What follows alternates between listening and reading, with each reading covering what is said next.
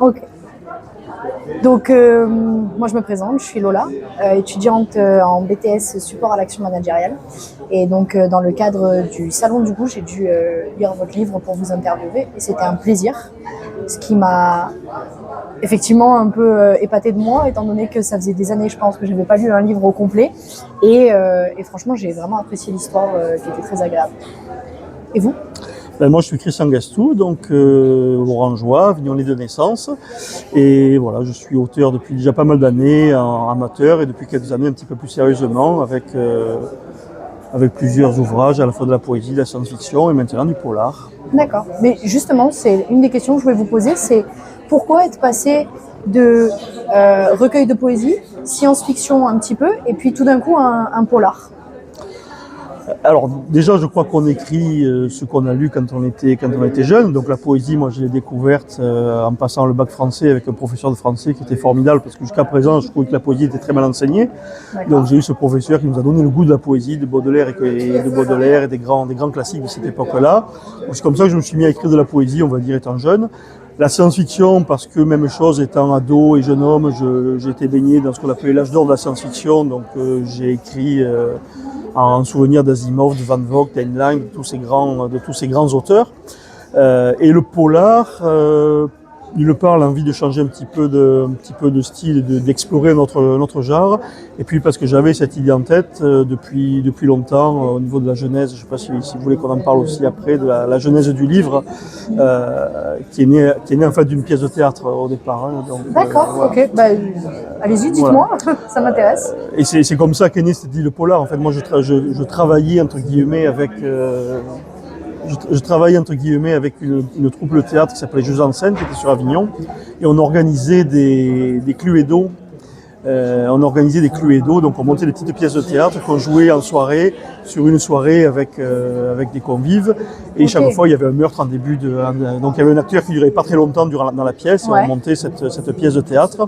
Et le but, c'était de le faire deviner aux spectateurs par des petites scènes entre chaque plat, qui était le coupable, comment ça s'était passé, les mobiles, etc.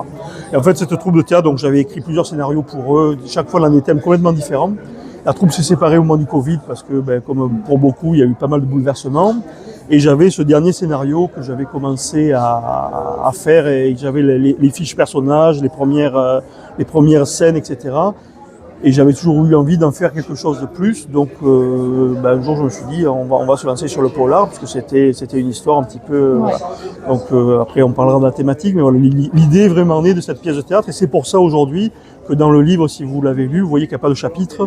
Oui, c'est en forme de jour. C'est en forme de jour, c'est séquencé par journée et par scénette, comme on peut le faire sur une pièce de théâtre, et avec tous les codes du théâtre, c'est-à-dire c'est un huis clos, une unité de temps, parce que ça se passe sur 5 jours, unité de lieu, puisque ça se passe dans un vieux fort perdu en mer. Voilà. Et puis l'histoire avance beaucoup par les dialogues et par la rencontre avec les personnages. Ouais. On va dire que l'auteur, le rédacteur intervient très peu dans l'histoire. C'est vraiment les personnages qui la font avancer en discutant entre eux et par leurs interactions finalement ça. Mais voilà, il faut accepter aussi que l'auteur ne sache pas tout de son propre livre et de ses propres personnages. D'accord. Je voulais savoir également, on a deux personnages qui sont quand même vachement en arrière dans le livre, Noah et Arthur. Oui. Arthur, à la fin, vient un peu plus parce que forcément, il mène l'enquête.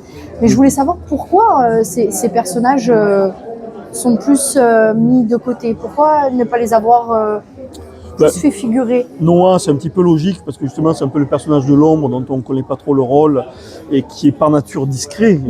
Rappelons qu'il est muet, il parle pas. Donc, c'est un personnage par nature extrêmement discret qui justement un petit peu...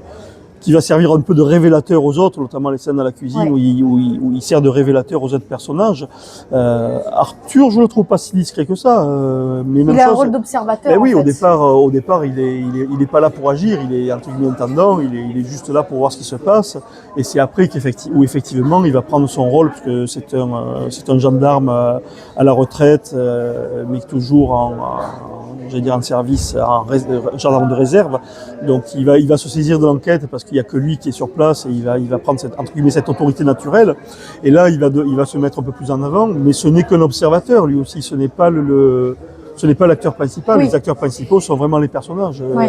Lui, il sert, on va dire, de même chose, un petit peu de révélateur, et il sert à souder un petit peu l'histoire et à permettre à la partie polar de se révéler. Sachant que j'ai pas voulu faire un polar, moi, au sens Cluedo, justement, où on se demande si c'est le colonel Moutarde qui a tué dans la cuisine avec le chandelier. Oui. C'est pas ça qui m'intéressait.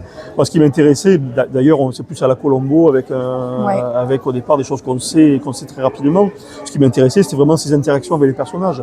Donc Arthur et Noah, ils servent de ciment entre les personnages, en fait, en permettant justement ces interactions.